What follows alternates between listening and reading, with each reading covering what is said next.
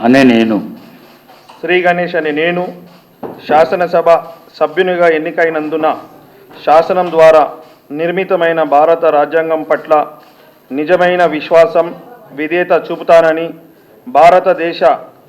సార్వభౌమాధికారాన్ని సమగ్రతను కాపాడుతానని, నేను స్వీకరించబోయే కర్తవ్యాన్ని శ్రద్ధాశక్తులతో నిర్వహిస్తానని దైవ సాక్షిగా ప్రమాణం చేస్తున్నాను అనే నేను